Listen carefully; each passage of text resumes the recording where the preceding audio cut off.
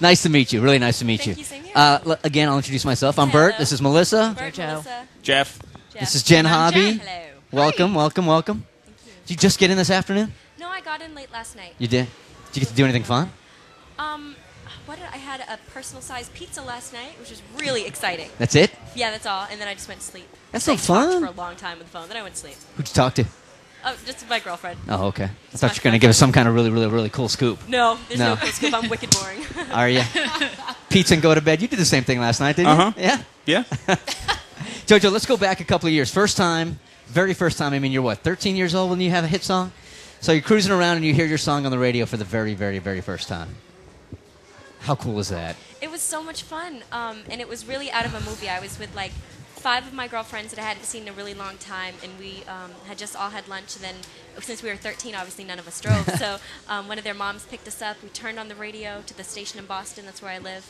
And the song came on. I heard do-do-do-do-do. I was like, oh my God! We all started crying and jumping around. It was very emotional, and it was one of those things I'll never forget. Now, is at this point, the song's not number one yet, right? When you hear it on the radio? No. This was like the first time ever I've ever heard it. So And it's then just now starting to take off when at that point. When I was in England, actually, for the first time, that's when I found out that it had gone number one over here. So When you heard it on the radio, were you thinking, oh my God, like this may actually happen for me? Like, that is how I felt. Yeah. Because I hated that record with a passion, and I was like, Yeah. this is going to sound really horrible on the radio. And I heard it, I was like, this sounds good. You know, maybe they had a reason for releasing this. And obviously they did. So I'm thankful. so years later now and listening to it, do you like the song now or do you still, I still hate don't it? like it. You still but hate I'd it? love to perform it because, Yeah. because we do a different spin to it, and I actually get to sing it more of the way that I would have wanted to. So. Okay. So, JoJo, we're sitting here in front of you, and you are such a grown-up 16-year-old. It just doesn't even feel like we're talking to someone who's 16 right now. And I was looking online and saw some of your birthday pictures where 17 From my magazine Oh, yeah, right. actually threw your 16th birthday party. And I was just wondering if you've seen Sweet 16 on MTV at all, and if you think that those 16-year-old birthday parties are like way over the top. They're kind of out of control. I was just wondering if you felt the same way, because yours looked so much like cooler and classier and like not as crazy as the ones on MTV. Well, I think they are out of control, and I joke sometimes that, wow, I should have done something bigger. I should have had like an elephant come out and have like jewels and all, crazy Arabic theme and stuff. But no, I'm not even that type of person, to be honest with you. So yeah, I do think it's quite extravagant, and I wonder, what is your wedding going to be like? Do you have anything to look Right. forward to anymore? My mom really makes sure that I pace myself. When I turned 16 and I got my permit, she didn't let me get a car. I still don't have a car. I'm not going to get it till next month if I pass my license. I wanted the Jaguar. Huh? If I could have, I would have gotten a Ferrari. But I think I'm going to get the 3 Series BMW. So, because it gives me other things to look forward to. It is Right. a wonderful car. I'm so excited. But as far as with my birthday and stuff, there's so much more to look forward to than just turning 16. When I'm 25, maybe I'll do it real big. Who knows? Are all your other 21. 16-year-old friends, do they have their licenses? Are you the last one? Because I remember that always sucked. I'm not. I'm going to be one of the first, actually, out Okay. of my friends who are my age, because I was born in December. So in my class, I was like the oldest. See, that's going to be bad, being the only one with a license and having the nicest car. It's Yeah. fun. Be given a lot of rides. Yeah, it's going to be fun at the beginning, and about 6 months into it, it's going to get old. They're going to hit you up, seriously. Still, like, much like Jen, I was reading online yesterday how you said even at, 16 years old, you've just never had any kind of fear whatsoever of performing. That's not true. It's I mean, not. it comes across that way. I think that the best thing to do I think that the best thing and the most attractive thing is to try to become across as confident. Now, being a teenage girl, I'm so not confident. I think that's unnatural to be really confident as a teenager. But I guess I portray that, and I think that if you go into something like that positively and whatnot, then you can convince yourself that you're in control of the situation. But every night I get jitters, I get butterflies, I get scared. But once I do that first song, get through that first song, and it goes smoothly, then I'm all set. If it doesn't go smoothly, I'm screwed for the rest of the night. Is that right? It's just all downhill from there. Is that right? So it's like the first song will set the tone for the rest of the show. Normally it does. Yeah. It does. But, of course, as professionals, we got to pull through. We got to fix it somewhere along the Right. line. So it doesn't matter if it's small, large, you're getting butterflies either way. Yes. Yeah? Who are you more nervous in front of, a hometown show in front of friends and family, or Yes. a room full of strangers? I'm more nervous in front of like a hometown show because they grew up with me, or some of them did, or they think they know me, and some of them do. So of course I want to impress them. I want to make everyone happy and leave feeling like, wow, that was a great show. But it's a little more personal when it's at home. I want to move over to your acting for a second because I'm always fascinated by movie roles or TV roles that went from person to person. And you turned down the role of Hannah Montana. Is that correct? Yes. Because of your, your career and your busy career. I'm curious now, looking back on the success of the show, is that still hard to take? Or not at all. Really? Oh no, I stand behind my decision 100%. I think that that Miley is perfect for that role. I think she's so brilliant for it, and I think that she's going to have a long career. And I think she's very successful. She's sold so many records. It's really astounding. But it's not the direction I want to go in. I want to, write and produce my own records, and I want to be true to who I am. And playing a character on Disney is not who I am, or what I'd like to be. I'm so with you. Like, I'm listening to the words, and you're not 16. I know. She's you're like so one of those grown up. Dominican Little League players that you find out later is like 32 so years funny. old. You're not 16. I don't believe it. No, I am. I just don't believe it. Now, you've got to meet Oprah already?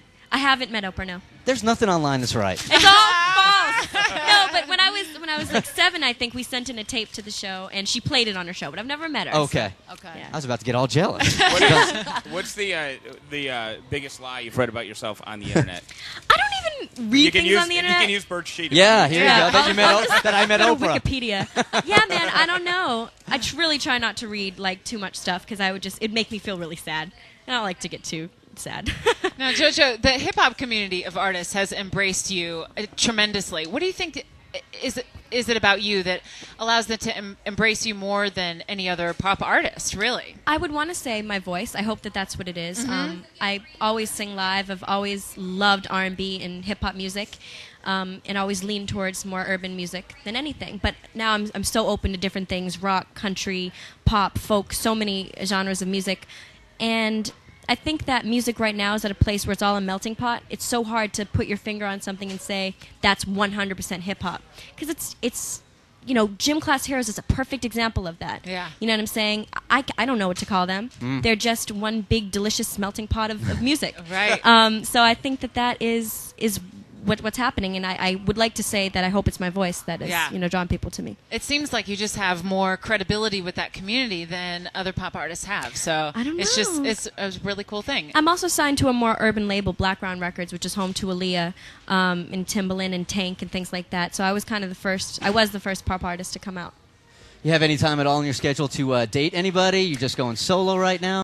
Single. Yeah. Boys are trouble, Yeah. So I'm focused on school, my friends, and just trying to stay focused. When you say boys are trouble, was there someone recently kind of let you down? Yeah? Yeah, it was too little, too late. So you will feel that passion tonight. I'm singing that song. Yeah. Still scarred, a little hurt still from the whole thing? Yeah. Yeah? Mm-hmm. So you're a little extra passionate when that song Yeah. comes on? I learned. I got it out of the way young. So thankfully, hopefully the other experiences will be better. Right. They definitely will be. Okay, now again, we can't even look at what's going on the internet and ask you another question because we found out everything's a lie. But the rumor is that you're not going to put out another album until you're at least 18 because you said, look, I'm developing so much. My voice is so different. Is that true or not? This is true. Okay, yes. we found one. Very good. All right. You found the truth. I don't want to start recording it till I'm 18, and I want to finish high school before I start.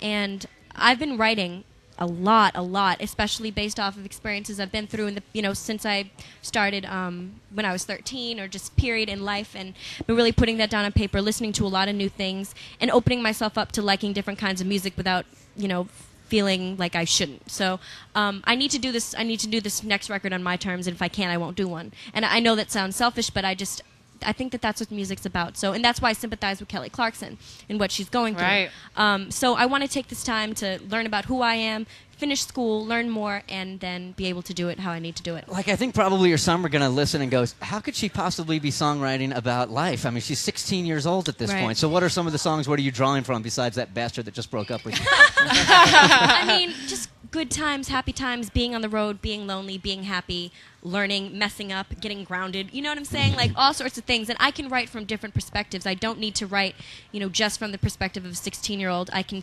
throw myself and channel, someone else. I can be inspired by looking at a painting or listening to another artist's songs. The other day I just bought 2 books of poems, some Maya Angelou and some assorted poems. And I've been highlighting words and things that inspire me. And I don't know, I'm a very derivative and creative person, so I'm just really excited and I know I'm young and I'm not trying to go up too quick. It may seem like that, but honestly, I love being young, and I'm writing based on my youth. I mean, I know I have so much more to learn. What's the last thing you got grounded for? That's what I want to know too. Literally, this is so embarrassing. This is so embarrassing. I just got ungrounded yesterday. Come on. Oh, no. No, today. Is today Saturday? Yeah. Today. Yeah.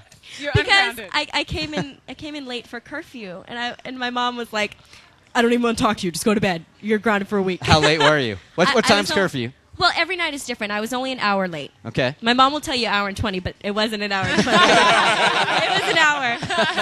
And it won't happen again, I learned. So if there's a song on the next album called Ungrounded, we know exactly Right. what it is. I like that. I like that. Yeah. Only an hour late. Right.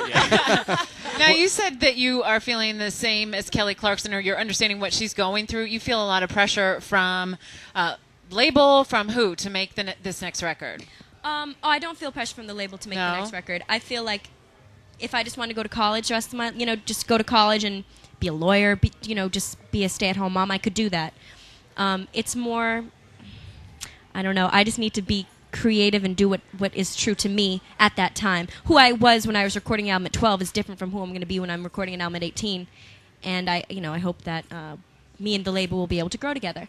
So I think that'll be possible. But I'm just saying, I know Kelly's going through some issues creatively, and I just wish her the best because I'm a huge fan. So. Now, you say, I still could be growing in other areas and stuff. Is there a chance that you might just leave music?